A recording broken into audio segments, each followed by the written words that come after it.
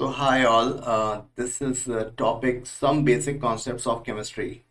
ये class 11th की पहला पहला चैप्टर है और इसे मैं रीड करूंगा और मैं आपको आसान तरीके से समझाने की कोशिश करूंगा।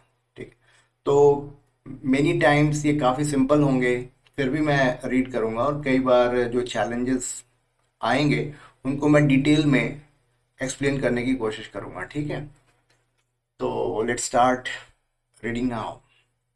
Chemistry is the science of molecules and their transformations।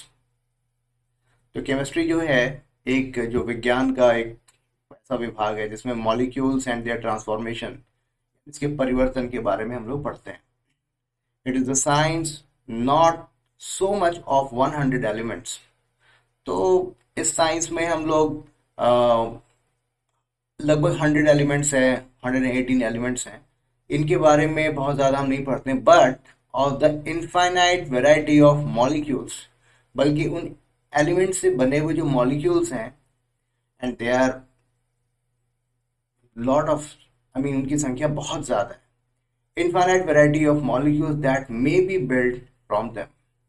तो रोवाल्ड हॉफमैन ये केमिस्ट थे, इनके बारे में हम लोग पढ़ेंगे आगे भी। इनका एक फॉर्मूला भी है, उनको भी हम लोग उसको भी हम लोग जानेंगे। So moving on now, science can be viewed as a continuing human effort to systematize, चीज़ों को सिस्टमेटिक करने का तरीका, systematise knowledge for describing and understanding nature. तो नेचर में जो भी चीज़ें हो रही हैं उसको उसको उससे नॉलेज गेन करना और अपने नॉलेज को सिस्टमेटाइज करना। जो भी घटनाएं घट रही हैं उनको प्रॉपरली अंडरस्टैंड करके उसको डिस्क्राइब करना। ये सारी चीज़ें हम लोग साइंस में इसी तरीके से होती हैं। You have learn in your previous classes that we come across diverse substances present in nature and changes in them in daily life. तो जैसा कि हमें पता है, प्रीवियस क्लासेस में हमने देखा है किस तरीके से हमारे डे टू डे लाइफ में काफ़ी सारे चेंजेस हम बिल्कुल विटनेस करते हैं, उसे देखते हैं। जैसे कर्ड फॉर्मेशन फ्रॉम मिल्क, दूध से दही का बनना, गन्ने के जूस से विनेगर बनना, सिरका बनना। ठीक है, अगर हम उसे प्रोलॉन्ग टाइम के लिए, लंबे समय के लिए उसे रख दें तो उसका फर्मेंटेशन हो जाता है। तो इस तरीके से हम सिरका बना देते हैं गन्ने के जूस से। और रस्टिंग ऑफ आयरन, लोहे में जंग लगना, are some of the example of changes which we come across many times for the sake of convenience. आपकी सुविधा के लिए science is subdivided into various disciplines. Chemistry, physics, biology, geology, ये सारे साइंस के अलग अलग डिसिप्लिन्स हैं। इसमें बच्चे पढ़ाई करते हैं। The branch of science that studies the preparation, properties, structure and reaction of material substances is called chemistry. तो केमिस्ट्री में हम लोग ज़्यादा इंटरेस्टेड हैं राइट नाउ, और इसमें ये एक साइंस की वो ब्रांच है जिसमें किसी भी चीज़ को बनाने का तरीका, उसकी properties, chemical properties, physical properties, का स्ट्रक्चर दिखने में कैसा है, स्पैटियली कैसा है, और जो पेन पेपर से उसका स्ट्रक्चर बनाने की कोशिश करते हैं वो कैसा है, किस ढंग के रिएक्शंस ये शो करता है, ये सारी चीज़ें हम लोग केमिस्ट्री में पढ़ते हैं। ऑलराइट, तो development of chemistry. Chemistry as we understand it today is not very old discipline. आज के टाइम में जो केमिस्ट्री हम पढ़ रहे हैं वो बहुत ओल्ड नहीं है। इसको 250-300 साल में डेवलप किया गया।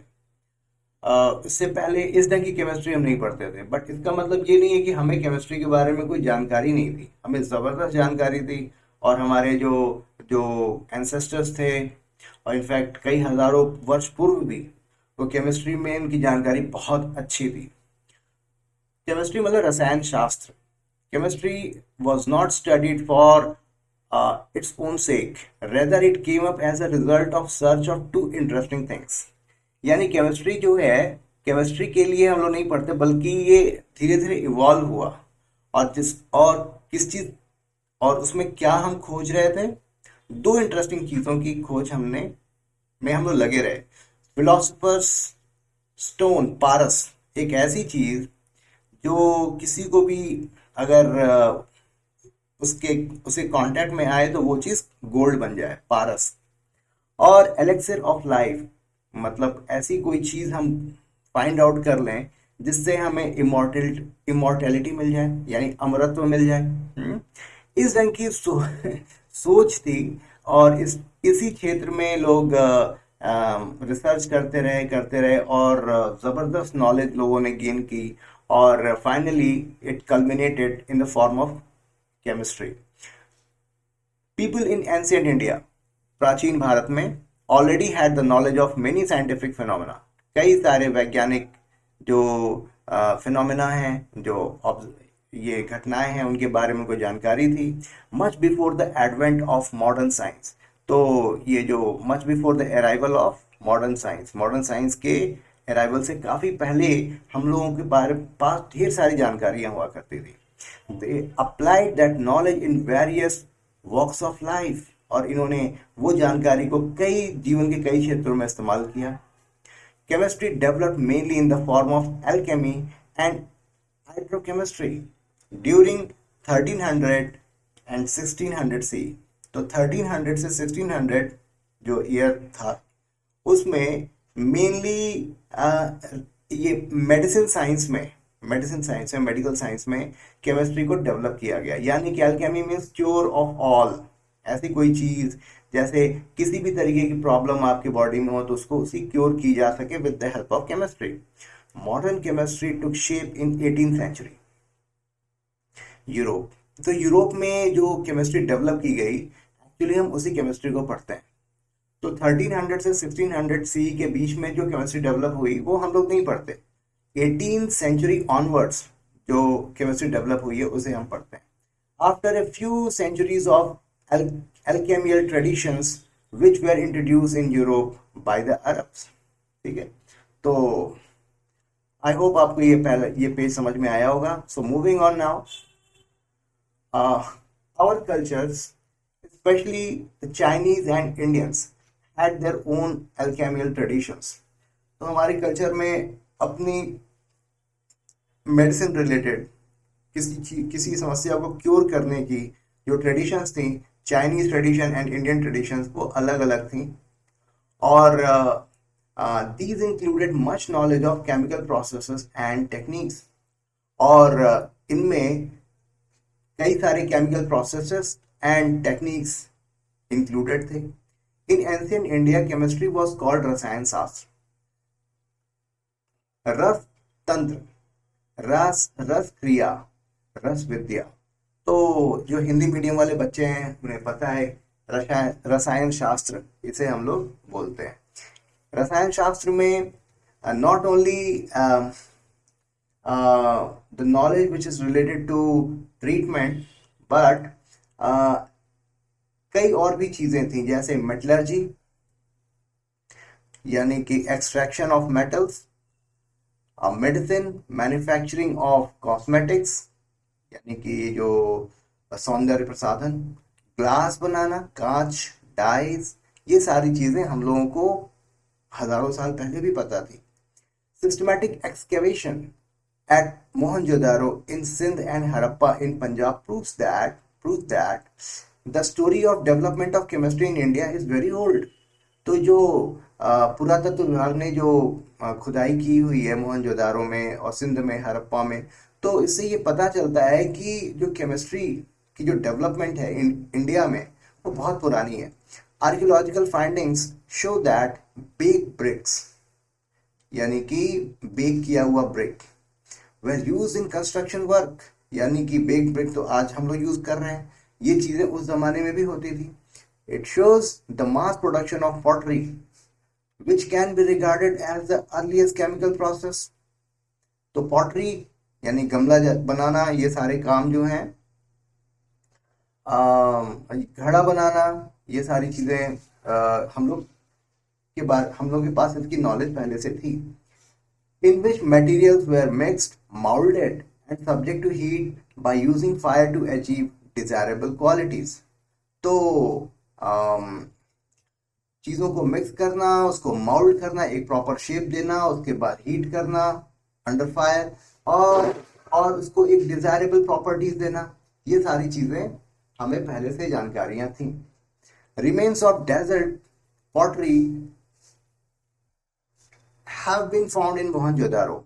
जिप्सम यानी बहुत चमकीले रंग के जो हैं घड़े और बर्तन पाए गए हैं मोहनजोदारो में। Gypsum cement has been use in the construction work. और जिप्सम जो होता है, जिप्सम क्या होता है? CSO4 2H2। ये आपको मालूम है, क्लास 10th में आपको पढ़ाया गया। Gypsum cement has been used in construction work. It contains lime, sand, and traces of calcium carbonate. Harappans made faience, a sort of glass, एक तरीके का ग्लास यूज करते बनाते थे, which was used in ornaments, जिसका उपयोग ornaments में होता था। They melted and forged a variety of objects from metals.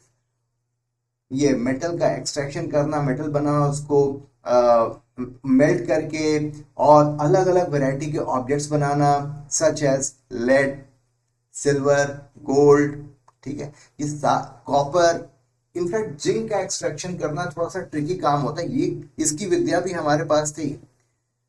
They improved the hardness of copper for making artefacts by using tin and arsenic. Tin and arsenic, इसका भी extraction करना आता था, और बल्कि ये इसकी मिक्सिंग करके और भी ज्यादा इम्प्रोवाइज्ड वर्जन में ऑफ प्रोडक्ट्स वो बनाते थे। A number of glass objects were found in Maski in South India 1000 to 900 BC, यानी कि आज से लगभग 3000 साल पहले, and Hastinapur and Takshashila in north India 1000 to 200 BC। तो ग्लास ऑब्जेक्ट्स भी जो है पाए गए हैं, एक्सकेवेशन करने किया गया और उसमें इसमें ग्लास ऑब्जेक्ट्स पाए गए हैं, यानी इससे पता चलता है कि हमारी जो रसायन शास्त्र की जो जानकारी थी वो काफी डीप में थी और काफी डिटेल थी।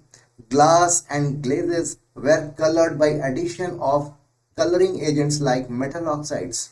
तो कई मेटल ऑक्साइड्स हैं जो कि कलरफुल होते हैं, specially transition elements.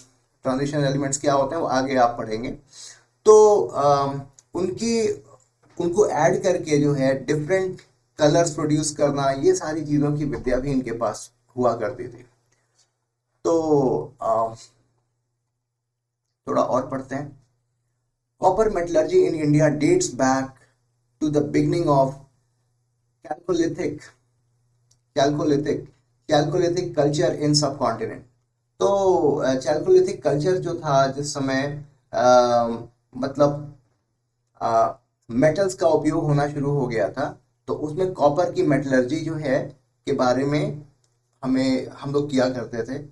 There are much archaeological evidences to support the view that technologies for extraction of copper and iron were developed indigenously. और काफी ढेर सारे सबूत हमें मिले हुए हैं और काफी ढेर सारे एविडेंसेस मिले हुए हैं, जिससे हमें पता चलता है कि हमारे यहाँ बहुत ही उम्दा, बहुत ही अच्छी लेवल की टेक्नोलॉजीज थी, और उससे हम कॉपर और आयरन का एक्सट्रैक्शन करते थे, और इंडिजियसली यानी कि लोकली हम इसका एक्सट्रैक्शन किया करते थे। तो हमारी किसी पर डिपेंडेंसी नहीं थी, हम पूरी तरीके से आत्मनिर्भर हुआ करते थे। According to Rigved, tanning of leather and dyeing of cotton, tanning करना मतलब लेदर का काम, डाइंग यानी colouring of cotton, were practiced during 1400 BC। तो 3000 साल पहले भी लेदर का काम करना और डाई करना, कलरिंग करना, ये सारी चीजें हम लोग किया करते थे। The golden gloss of the black polished ware of North India could not be replicated and still a chemical mystery. My God! तो आप ये देखो कि यहाँ पर कई ऐसे golden gloss of black polish ware, तो ब्लैक कलर के जो पॉलिश वेयर ऑफ जो सामान मिले हैं नॉर्थ इंडिया में, इनको रेप्लिकेट नहीं किया जा सका है, और अभी भी एक तरीके की chemical mystery.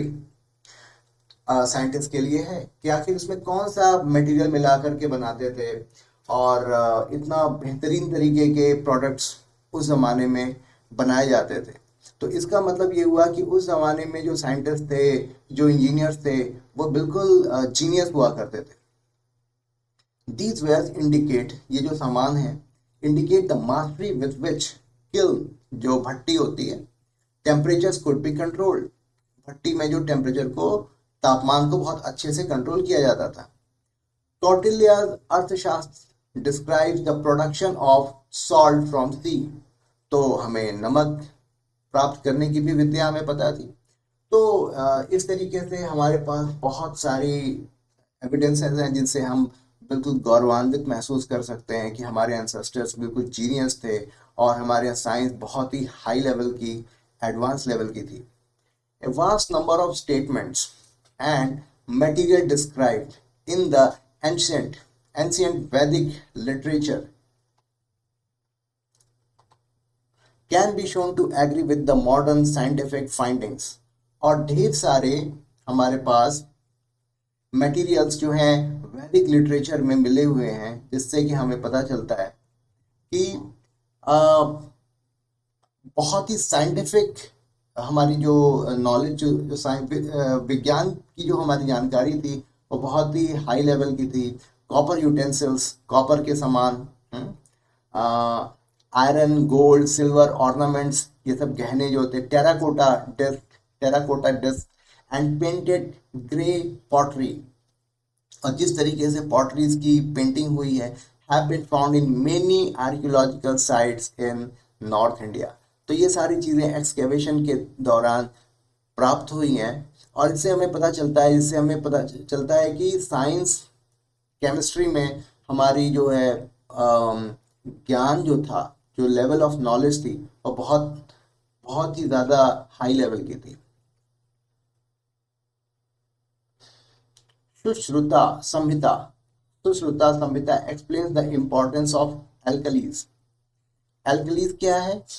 The bases which are soluble in water, they are called alkalis. The Charak Samhita mentions the ancient Indian who knew how to prepare sulfuric acid, nitric acid, oxides of copper, tin, zinc, the sulfates of copper, zinc, iron and carbonates of lead and iron. ये सारी चीज़ें जो है चरक संहिता में हमें अगर हम पढ़ते हैं तो ये सारी चीज़ें पता चलती हैं। तो ये सारे sulphuric acid, nitric acid, copper oxide, ये सारे तो काफ़ी इम्पोर्टेंट सब्सटेंसेस हैं, इनको जो कंपाउंड्स हैं, और इसकी जानकारी इसको कैसे बनाना है, copper sulphate, zinc sulphate, iron sulphate, ठीक है, लेड कार्बोनेट, तो ये सारी चीज़ें हमें पहले से पता थी। और ये कब की बात है? आज से 2000-3000 साल। तो ठीक है, this much is good enough, और एंड यहाँ पे मैं सेशन को स्टॉप करता हूँ और आगे की जो चीज़ है, आगे के जो रीडिंग है उसको हम लोग कंटिन्यू करेंगे। और मेरी कोशिश है कि मैं ज़्यादा से ज़्यादा चीज़ें पढ़ करके आपको एक्सप्लेन करूँ ताकि आपको जो एनसीईआरटी है समझने में कहीं भी कोई किसी भी तरीके की प्रॉब्लम ना आए। तो I hope you had enjoyed it a lot, और thank you very much for your time.